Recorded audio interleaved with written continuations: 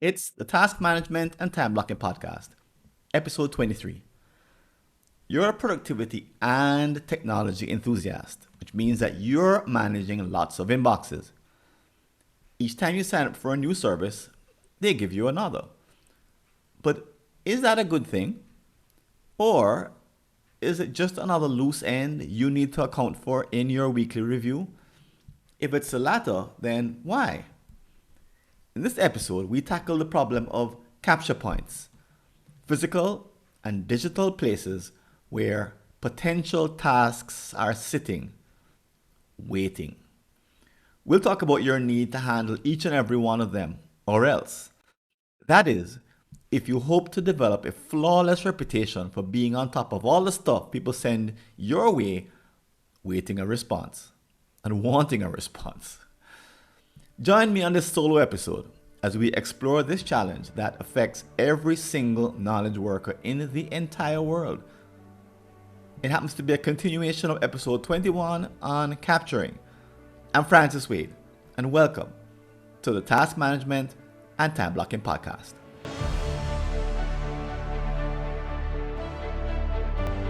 Welcome back. And if you're brand new to our podcast, let me tell you why this is a little bit different than maybe the other ones that you've heard. Let's start off with a quote from Albert Einstein. He said, "If I had an hour to solve a problem, I'd spend 55 minutes thinking about the problem and 5 minutes thinking about solutions." It's a great quote because a little bit about similar to the approach that we take here.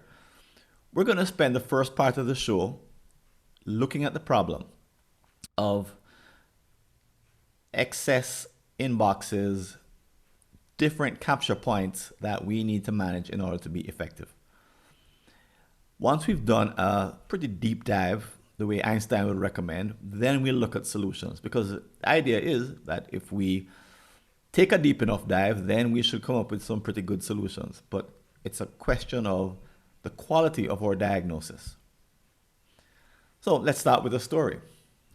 Stacy is a certified project manager.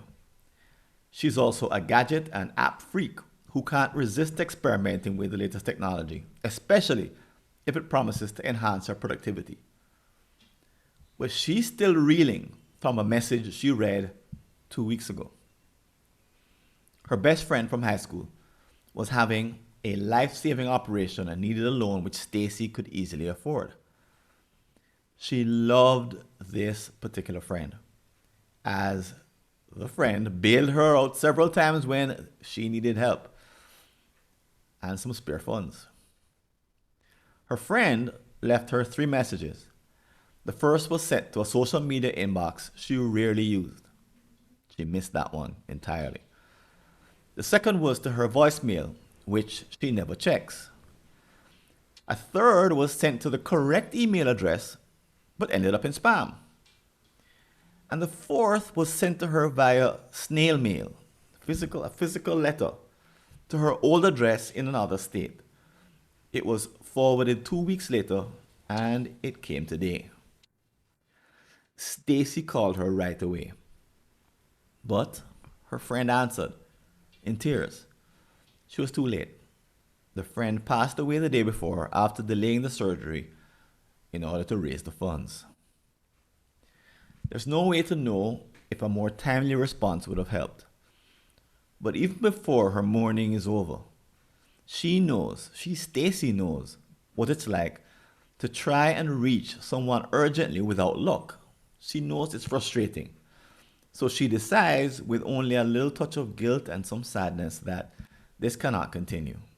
The truth is, a minor version of this happened at work only 3 months ago. She escaped with only a slight reprimand from her boss. It did lead to her coming in the following weekend to clear out all her work email in one 10-hour binge session.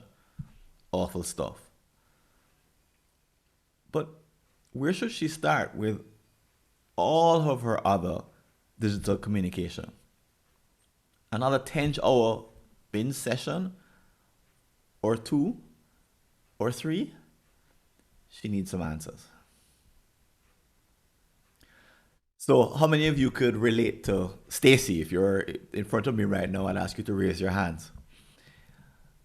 Because like Stacy, we have a really tricky time taking care of all these inboxes. So let me define what a capture point is for the purposes of our show today. So let me back up a little bit, and I'll cover some of the stuff that we covered in the episode on capturing, which I believe was episode 21. So the core idea that we focus on here at the task management and time blocking podcast is that of a time demand. That's the core sort of the atom of our universe. And a time demand is an individual and internal commitment to complete an action in the future. I'll say that again. It's an internal and individual commitment to complete an action in the future. In other words, it's a kind of a task. It's a variety of tasks. And it's, in a way, it's a promise that you make to yourself. So it's an internal commitment. You promise yourself to do something in the future. So capture points are physical or digital places where potential or actual time demands sit, waiting for us to process them.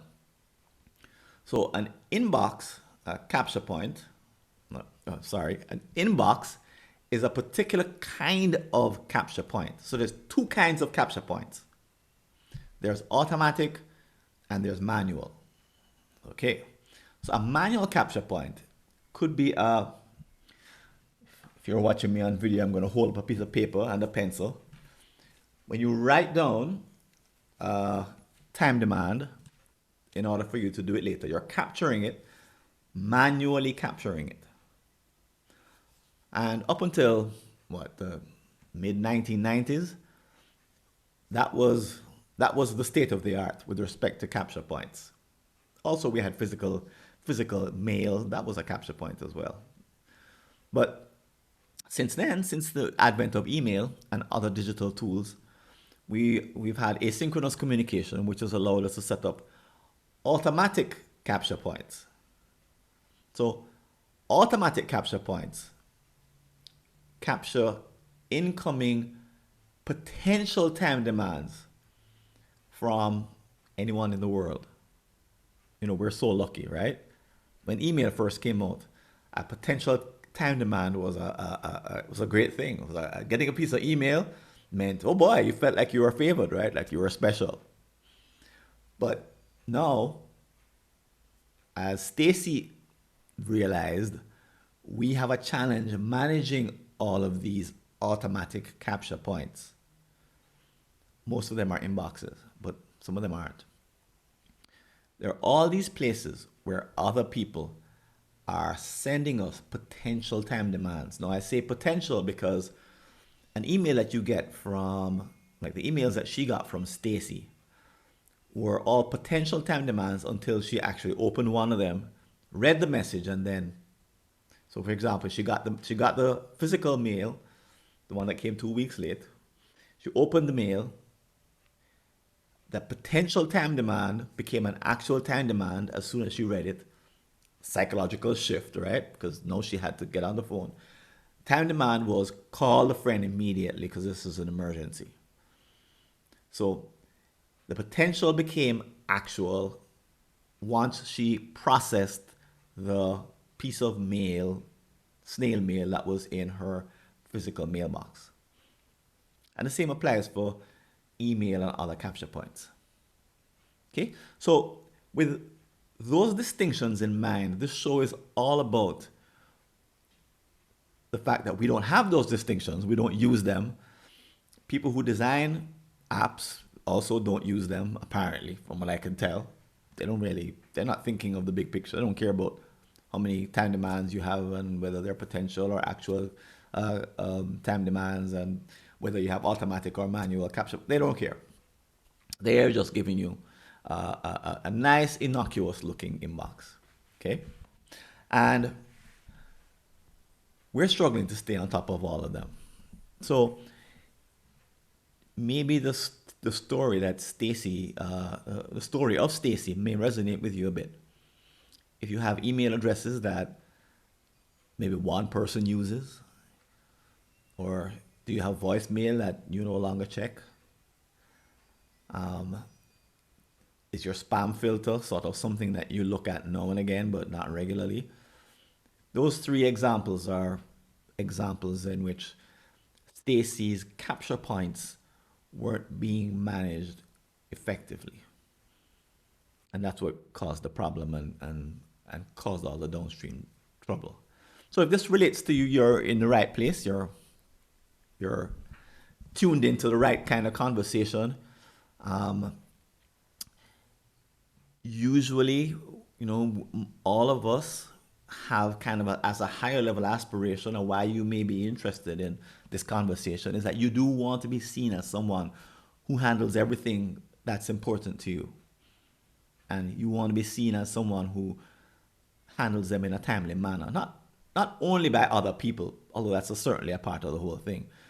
You want to know yourself as someone that you can be who as someone who can be relied upon, as someone who others can trust.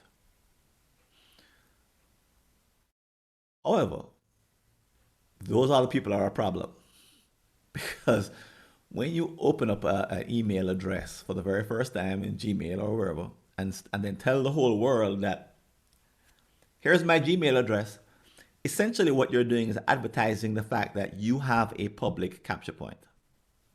And what people do with that piece of knowledge is that they now happily start to send you messages. And back in the day when we got one or two pieces of email per week, back in the mid 90s, and when a message came in, it was cause for celebration, right? That capture point had a high signal to noise ratio, right? The number that were coming in, there was a high possibility that actual the conversion from potential to actual was really high, right? If you got three emails a month, chances are back in 1995, all three emails were converted from potential time demands into actual time demands, right? Pretty good numbers, right? 100% or close to it. Now, I don't know about you, but I get somewhere in the order of 150 to 220 emails per day. And of those, if I get 10, I think, that are converted to actual time demands in and of themselves, then that's probably a high number. It's probably an extraordinary day to get that many. It's probably a conversation I'll have going with some folks back and forth. And that's what creates the actual time demand. But today, the signal to noise ratio for most people is really low. And that means that we innocuously set up our email addresses thinking probably that, or hoping that we would have a nice signal to noise ratio, and we end up with a lousy one. So the world is almost not cooperating with us. It's like I created this nice inbox and now it's full of crap. I have to deal with the crap. Or do I? Well, we'll see. So other people really don't care how many other pieces of email you're getting. Spammers don't care. The newsletters that you signed up for in the last 10 years, those senders don't care. Advertisers don't care.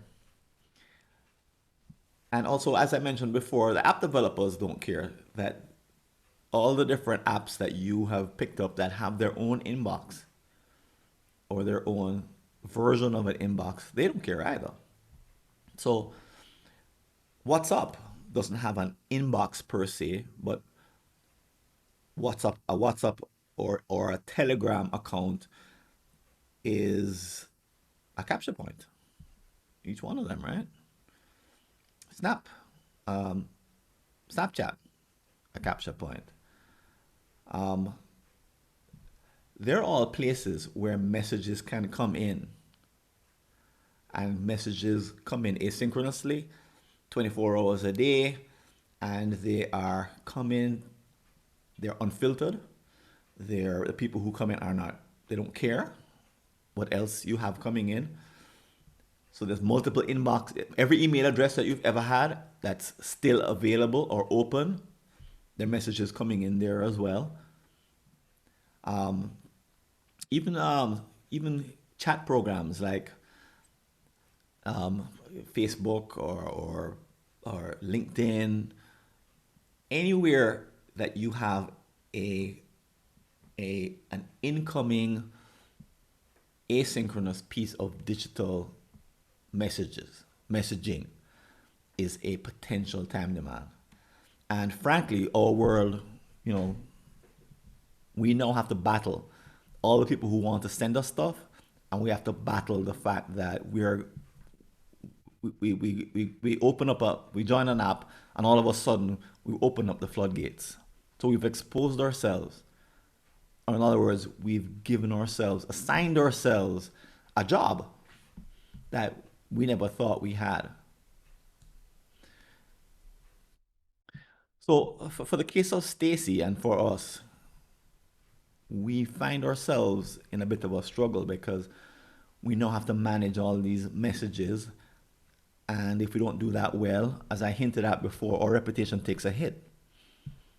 So in some companies, the person who replies to email the quickest is seen as being responsive and productive. No, we all know that's crazy. The guy who replies to email the fastest is probably doing nothing of any value. But it goes to an expectation that when someone sends you a potential time demand, they expect you to do something with it. They don't expect it to fall through the cracks. Stacy's friend probably expected to get an email back or a call immediately, especially after she left the voicemail, after the different things that she tried. She probably passed away being disappointed that Stacy didn't get back to her. So we have a problem. No, of course, this is an exaggeration, but there's the story. Stacy stories is an exaggeration, but there's lots of things like that happening in our lives, and we don't have a way to think about this new world that we have set up because we're the ones who set it up, right? It's not what we intended, but it's what we have. And underneath it all, we probably feel feelings of frustration, and there's some anxiety, and we're concerned. We're obviously not taught these skills anywhere. We're just muddling our way through,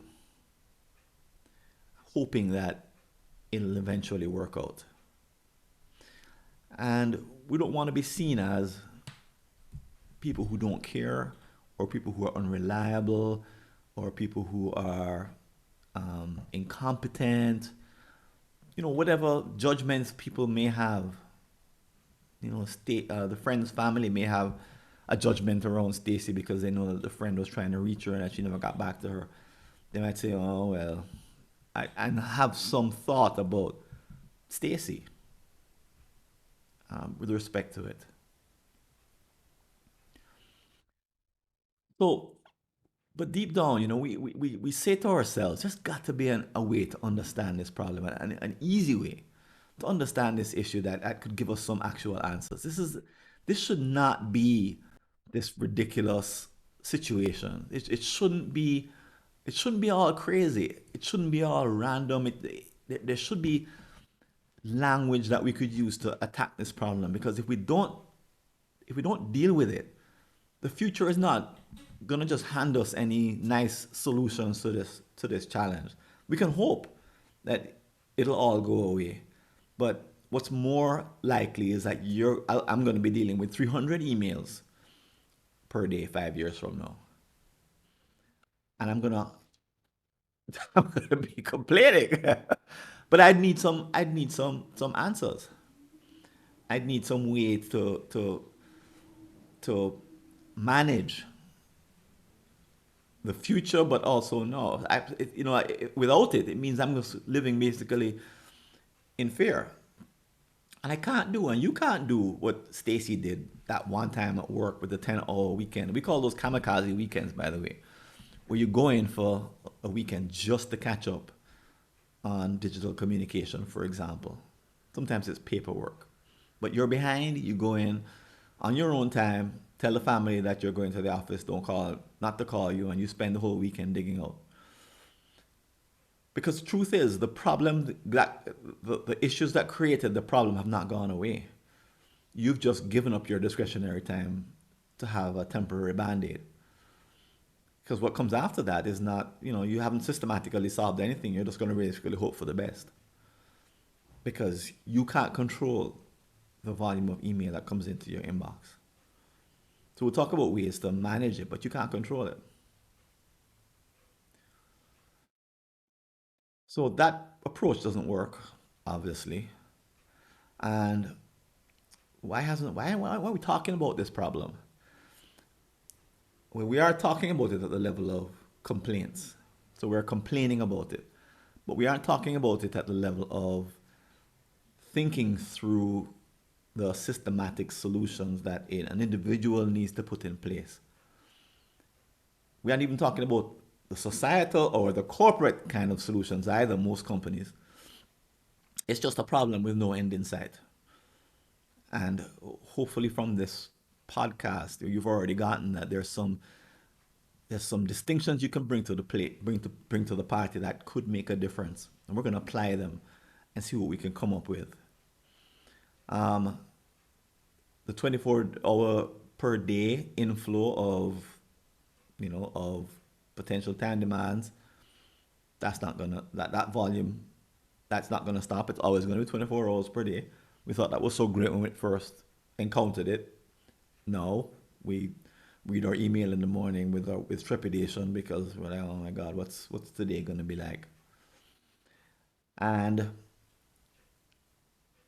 we think that like some magical solution like Slack, for example, may be the answer. I think by now, if you've been using Slack, you know that it's not. It's nowhere near the answer. It's just more of the same problem. Just another capture point from the point of view of what we're talking about.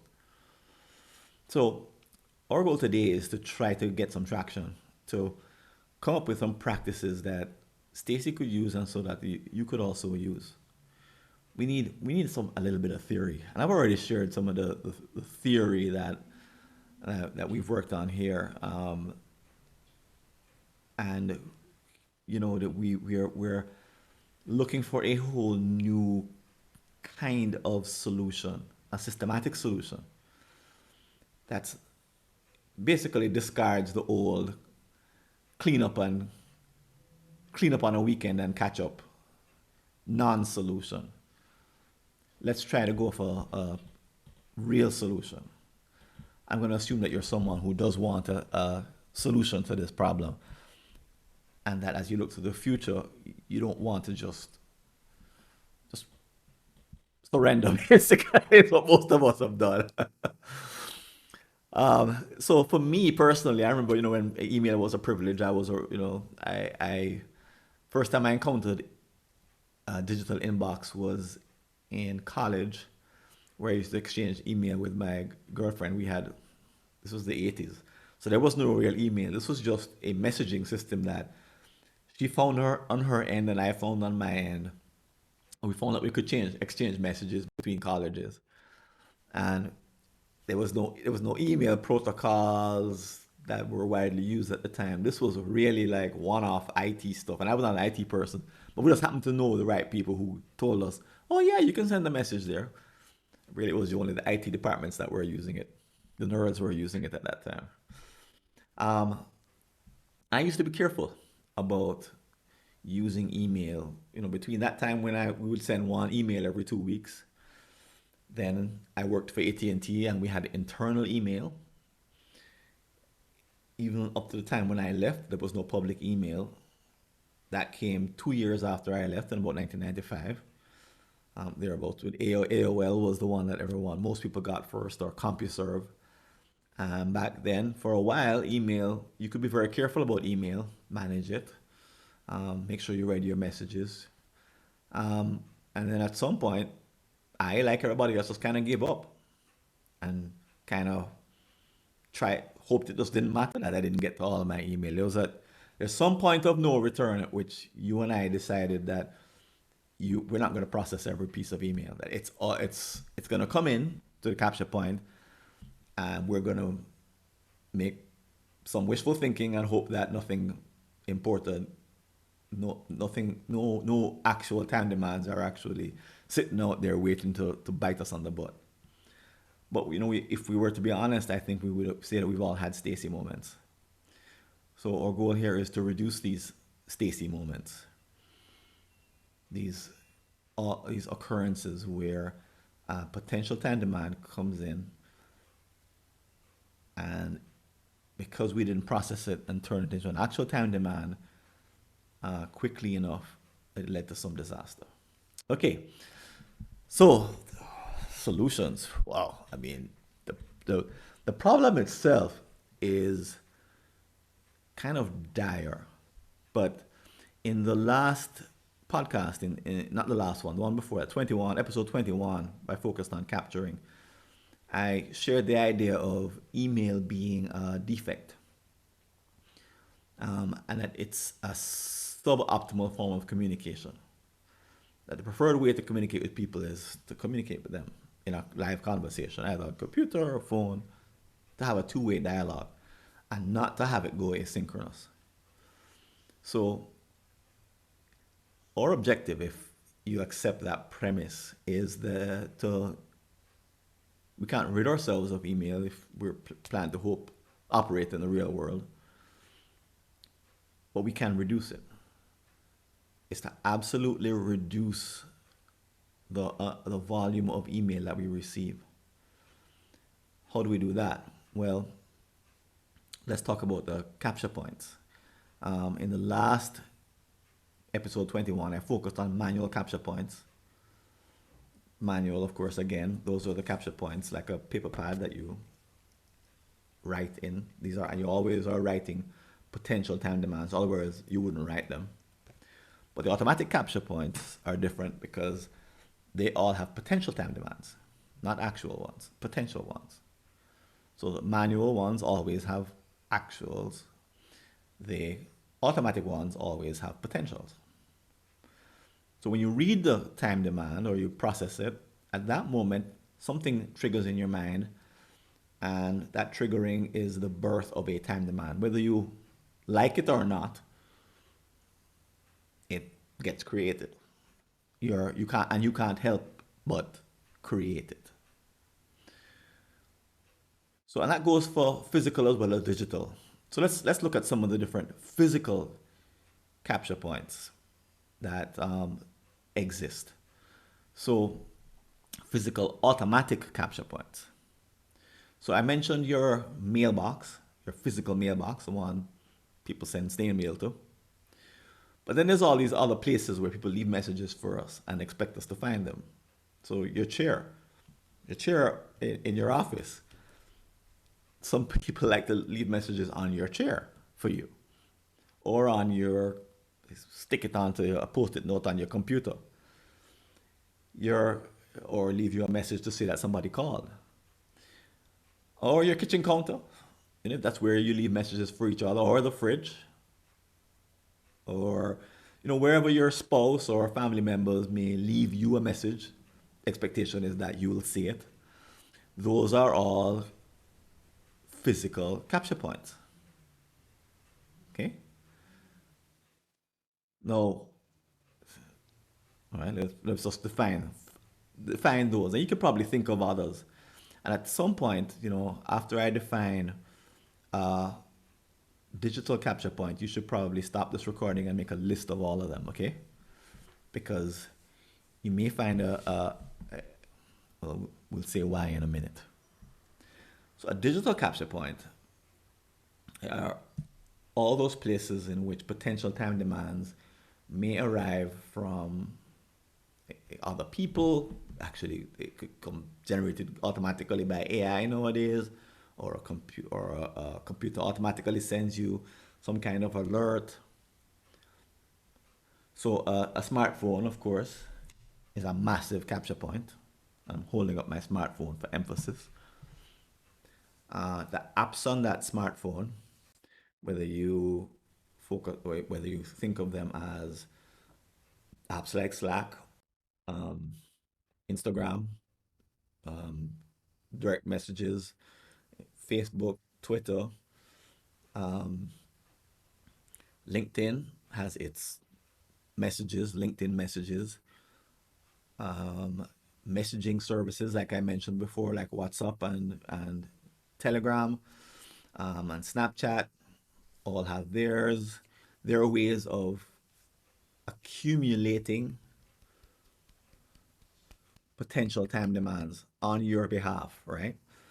And then there's all these miscellaneous apps that create these inboxes for you that you don't really want. But they force you to accept them because they're built into the software. And if you're going to use the software, you're going to use their inbox because that's how they use it.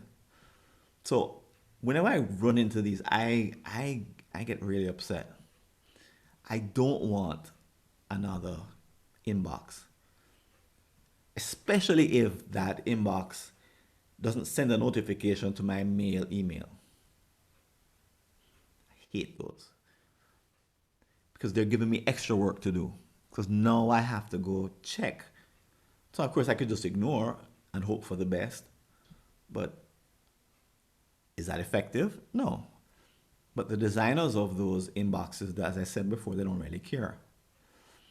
Every email that address that you have ever created and never closed down is a potential place for time demands. Your spam folder, your Gmail or Outlook or whatever program you're using is automatically filtering what things are spam messages into some special location. That's a capture point. That spam inbox. And if you've had the experience of someone sending you an important piece of email, you're looking, it's not coming. There you go, or you send them something, you don't know why they haven't gotten it. Finally, you discover that it's in your spam inbox. So managing your spam folder, your junk folder, has now become a new competency, a skill, a necessary skill, because that's just another capture point. So you want to be really rigorous here and look around your life for these digital capture points. And if you accept that email is a defect, each message is a defect, a low quality way of communicating, then the first thing that you should try to do is to eliminate capture points and get rid of them. So what does that mean? Well, it means also going back to those old email addresses and closing them down. You could also, if you need to have a particular email address on a particular kind of server, then create a different one, but get rid of them so that there's no more potential time demands coming in, so that your peace of mind is preserved. It's ultimately what we're going for here. Consolidate them into the smallest number possible.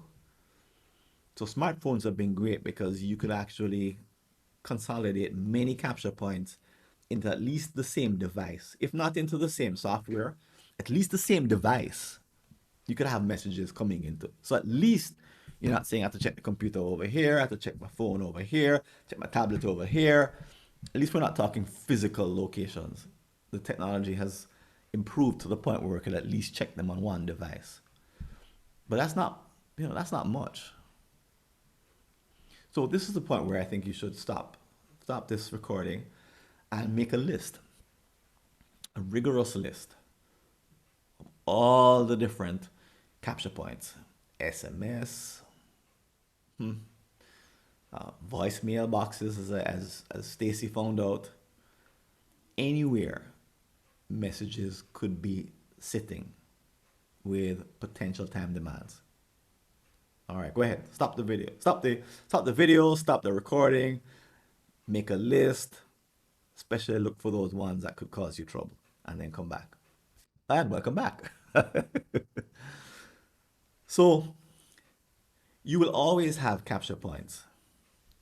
And in my book, I make a very big deal of consolidating these capture points into as few automatic and manual, but let's focus on automatic, into as few automatic capture points as possible so that you can process them effectively and you don't have surprises. In episode 19, I talked about email, and that's where I introduced the idea of defects. Sorry, I made a mistake before. Episode 21 was about capturing. Episode 19 was about email. But in this context, all three of them are all very closely related to each other. I also talked about notification failures because notifications are also potential time demands. And I talked about that in episode 13. And you need to manage them also. So here we're just focusing on the capture points themselves, but what about the items coming into the capture points? Well, I did focus on that in episode 13, and I said you need to be filtering as dramatically and as radically and as harshly as possible so that you can reduce the number of, all those newsletters that you signed up for, reduce that number to the minimum. And I mentioned a program that I use which creates another capture point, but essentially it's moving all of these messages into this completely different capture point. The program is called Unroll, and it sells all my newsletters into one place, all my bulk email into a single place. So I treat those as if they are very low probability potential time demands, that there's no one sending me a personal message through those channels. I've separated it out. No, the technology is not perfect. I still have to do a scan, but I'm longing for the day when there's better technology that will separate all bulk email from all personal email and even allow you to put in different treatments. Now, there are ways to program Gmail and Outlook to use filters to do these things, but it's extremely time consuming to do it if you do it on a email sender by email sender basis. But you can see what you're trying to do. You're trying to triage the potential time demands so that the ones which have a high signal to noise ratio actually make it to one of your few chosen capture points and not end up in any of the others. So you're being very proactive and aggressive, and you've got to use new technology like Unroll because there is no way to scale up certain behaviors. Like, for example, the inbox zero was a great idea introduced by Merlin Mann. And the idea there was that periodically you would work all your email down to email inbox until the point where it's empty. So you get rid of all your backlog and get to empty. So in the world that we live in today, however, with 100 and something, most of them are low potential time demands. They have very low possibility of becoming actual. I don't need to read them. I don't want to read them. I just want to get the gist through a program like Unroll. So there's a different interpretation we need to apply the idea of inbox zero to today's reality and to the reality going forward. But we need concepts like inbox zero. We just need to apply it to high high potential time demands, the ones that are likely to turn into actual time demands. We need concepts like that, and we need tools like Unroll. So it's not a case of where you can just set this and then forget it. This is more a case of constant vigilance and ongoing improvement. Because you'll always be sort of in this balance of managing the potential time demands coming in using the best techniques that you can find with the fewest capture points that you can get away with.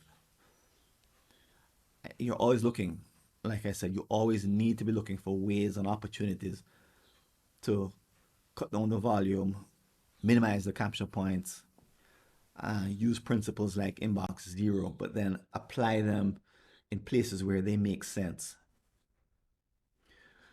You know, the flip side is that if you don't do this, you're likely to, at some point, tip into overwhelm. Now, I didn't mention that Stacy was in overwhelm per se, but she is experiencing defects in the way that she is managing her messaging. So she had two defects that I mentioned. One with a friend who was ill and needed the surgery, and the other one, something happened in the workplace and her boss reprimanded her because she had another defect there. So the incompetencies that she has in her regular system are they created these two problems. So as you look at your own life, you may blame the volume of email and you may blame the number of people who are sending you messages and people who keep nagging you and but a more fruitful way to tackle the problem or even to think about it is where do I need to take my practice so that I don't create defects. So for a Stacy, it may mean sitting down and looking at those two defects and getting to the root cause of both of them. And then once she's makes sure that it won't happen again at some level, then going beyond and saying, okay, how do I prepare myself for a world in which, and that's another level, so that I don't ever become a victim or I don't ever have defects like this happen again. That's a whole other level. And I invite you to think about the problem of capture points from that point of view, because we're talking about a moving target, folks. If I do the same podcast episode, the same focus, if I do it 2 years from now, I probably have a whole bunch of new things to say because things are always moving and they're changing. So jump on the new technology, find the new ideas, use concepts like the ones that I've shared today, mix and match them to think about the way you need to tackle your email. So final assignment, think about the last defect that you experienced related to your capture point. And what was the cause of it? So I know it's tricky to think about defects in this way, but if you think of a defect as an unwanted result that failed to meet a particular standard, bam, defect. And that defect can take you to a place where you can make improvements in which that kind of problem won't happen again. And that's worth the price of admission in this case of this podcast.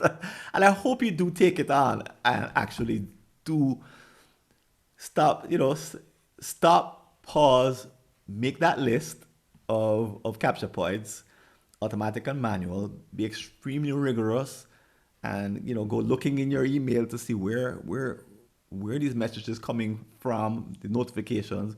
Look at your apps. Where am I ignoring a whole bunch of capture points? Make that list and then think about past defects and go back to the source. So I trust this has been useful to you. I know there's a lot of brand new language in here and a whole bunch of new concepts. And I would love to hear from you. If you could share with me through any of the channels that I have mentioned either on my website that are mentioned in the show notes, just send me back a message to let me know your thoughts and whether this was useful to you or not. And keep listening. There is more coming up about our next episode here at the Task Management and Time Blocking Podcast. Keep listening.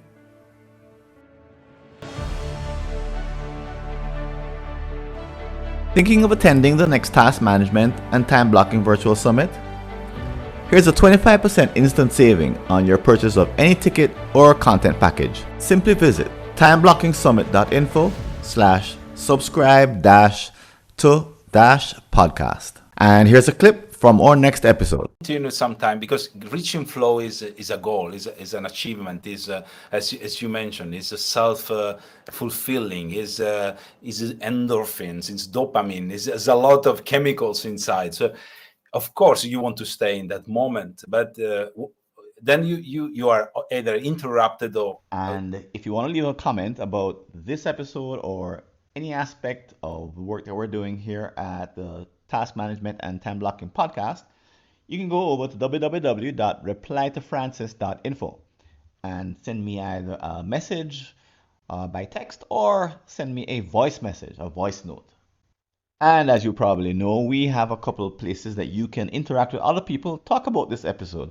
One is at the community, mightytaskers.scheduleu.org, and you'll see the link in the show notes. And the other, of course, is our upcoming Task Management and Time Blocking Summit coming up in March. Two outstanding opportunities to interact with other people about the ideas that you've heard on this podcast or any of our episodes that are coming up. And if you'd like to support the work we're doing, I invite you to click on the Patreon link below to make a donation. And please don't forget to like our show and recommend it to others on iTunes, Stitcher, Google, or whatever podcast app or service you're using. This is Francis Wade. I'm signing out. I hope to see you on a future episode. And until then, take care and all the best. See you later.